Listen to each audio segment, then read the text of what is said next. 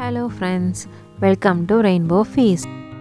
இன்றைக்கி ரொம்பவே ஹெல்த்தியான கருப்பு உளுந்து சுண்டல் எப்படி செய்யலான்னு பார்க்கலாம். நான் இன்றைக்கி 200 கிராமு கருப்பு உளுந்து எடுத்திருக்கேன். இதை நைட்டே ஊற வச்சுட்டேன். 7 மணி நேரம் ஊற வச்சுட்டு இப்போ ஒரு குக்கரில் சேர்த்துக்கிறேன். உளுந்தை 7 மணி நேரத்துக்கு மேலே ஊற வைக்காதீங்க. ஏன்னா ரொம்ப ஊறிடுச்சுன்னா அதில் இருக்க தோலெல்லாம் வெளியே வந்துடும். அதனால் 7 மணி நேரத்துக்குள்ளே ஊற வச்சா போதும். இப்போ இதை வேக வைக்கிறதுக்கு 1.5 கப்பு தண்ணி சேர்த்துட்டு கொஞ்சமாக உப்பு சேர்த்துட்டு இப்போ குக்கரை மூடி 2 விசில் வர வரைக்கும் வேக வச்சு எடுத்துக்கலாம். இப்போ உளுந்து நல்லா வெந்திருக்குது. இந்த அளவுக்கு வெந்தால் போதும்.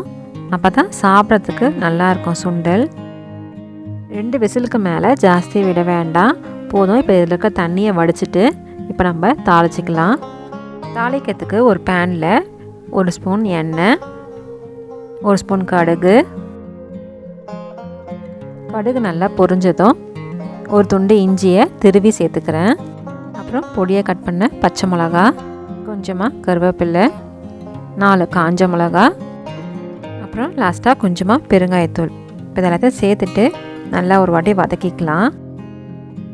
லேசாக ஒரு வாட்டி வதக்கிட்டு நம்ம வேக வச்சுருந்த உளுந்து, அப்புறம் கொஞ்சமாக உப்பு, அப்புறம் திருவுன தேங்காய்,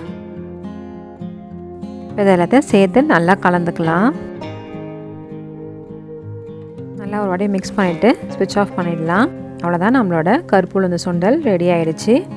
இதை ஈவினிங் ஸ்நாக்ஸாக உங்கள் குழந்தைங்களுக்கு செஞ்சு கொடுத்து ட்ரை பண்ணி பாருங்கள். இந்த வீடியோ உங்களுக்கு பிடிச்சிருந்ததுன்னா லைக் பண்ணுங்கள், ஷேர் பண்ணுங்கள், சப்ஸ்கிரைப் பண்ணுங்கள். தேங்க்யூ.